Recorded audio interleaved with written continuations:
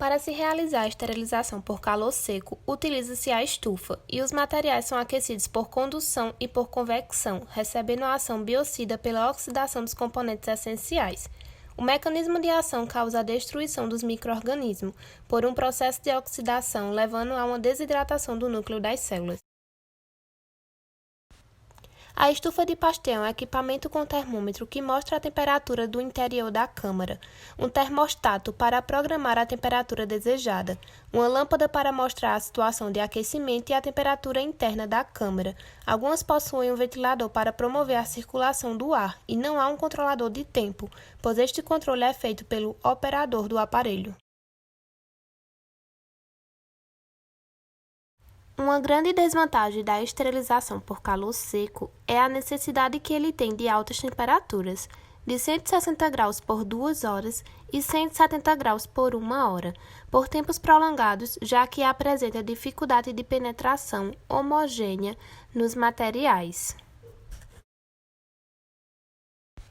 Pela forma que ocorre o processo, as embalagens precisam ser obrigatoriamente bons condutores de temperaturas. Logo, em hipótese alguma, se utiliza-se papéis ou tecidos, devendo ser utilizados apenas frascos de vidros e material metálico, por serem compatíveis com o processo de calor seco. Com relação às estufas de convecção natural, permite a circulação de ar quente de uma forma mais lenta, mas existe uma certa dificuldade para a distribuição de forma homogênea de calor. Já as estufas de convecção forçada possuem as chamadas ventoinhas para que o ar possa se movimentar dentro da câmara, reduzindo assim a deficiência na distribuição do calor.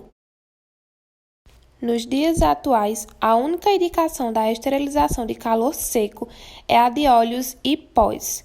Uma curiosidade bastante pertinente é que a Anvisa não recomenda a utilização de estufas em serviços de saúde. Logo, na maioria deles, esses materiais são facilmente encontrados já esterilizados.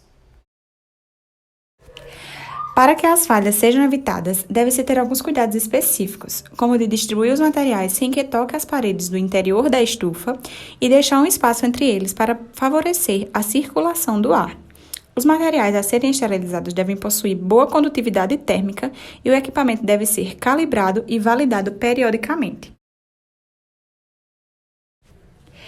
É de suma importância higienizar os artigos a serem esterilizados, aquecer a estufa antes, utilizar embalagens adequadas, não colocar na estufa artigos muito pesados para não interferir na circulação do ar, evitar sobrepor os artigos, marcar o início do tempo da exposição, evitar que o termômetro toque em algum dos artigos dentro da câmara e não abrir a estufa durante a esterilização.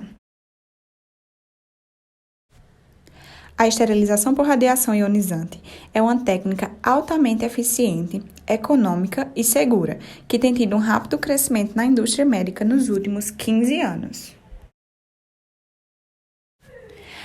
A esterilização por raio ionizante é um método de esterilização na qual é utilizada a fonte de baixa temperatura, podendo ser utilizada em materiais termossensíveis. Sua ação microbiana é dada através da alteração molecular das células, o que acaba modificando o seu DNA. Sendo assim, elas podem sofrer perda ou adição de cargas. Para os fins que queremos, que é a esterilização, os mais usados são as fontes de raio beta, IBIM e gama. A radiação beta pode ser adquirida através da desintegração de elementos tanto de iodo como de cobalto, e outro método é por máquinas aceleradoras de elétrons, que são chamadas de IBIM. O eletroIBIM é utilizado para a esterilização de plásticos menos espessos. Já na radiação gama, o material utilizado é o cobalto, que é produzido através da desintegração desse elemento. O raio gama possui penetração maior nos materiais, logo, ele tem uma melhor eficácia. Radiação ionizante. Muitos materiais são compatíveis com a radiação por ionização, como a borracha, têxteis, metais, pigmentos, vidros, adesivos e tintas, tornando assim extensa a relação de produtos esterilizáveis comercialmente por esse processo, que são as luvas, seringas descartáveis, agulhas, catéteres, luvas e entre outros. Vantagens. Possuem um alto poder de penetração que pode ser bem útil durante o processo. Pode atravessar embalagens de plástico, papel ou papelão. O material que foi esterilizado não sofre danos físicos ou outras intercorrências. Desvantagens: alto custo, necessidade de profissionais especializados para o serviço, necessário ter controle médico constante para os profissionais que são expostos à radiação. Os profissionais não podem ter um conhecimento escasso sobre esterilização. Proteção: o uso de dosímetros são necessários para se avaliar o quanto de exposição à radiação os profissionais estão sendo expostos, ou seja, radiação acumulada. Com isso, avaliações clínicas devem ser realizadas periodicamente para se detectar possíveis complicações da exposição por radiação que esses profissionais são submetidos. Nessa imagem, primeiramente, a gente pode ver as caixas carregadas em uma única camada no transportador. Ele passa pelo feixe de IBIN, né, para esterilização. E aí ocorre a liberação do produto pela FDA, que é como se fosse a Anvisa dos Estados Unidos, que a gente pegou como exemplo. Nessa imagem, a gente está descrevendo mais ou menos como é a estrutura do IBIN.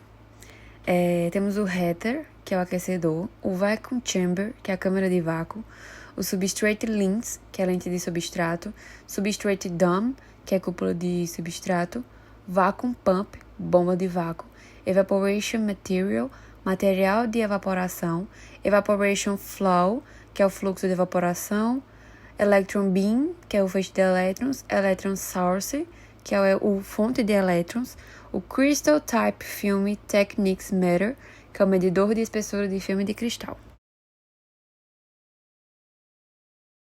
Nessa imagem, a gente pode ver quando uma peça é exposta ao IBIM. Aí as áreas expostas, que vocês estão vendo, e aí vem o fecho de IBIM, e nas partes que estavam expostas, elas meio que desapareceram, ou seja, elas ficaram esterilizadas, e as que não estavam expostas, não ficaram esterilizadas.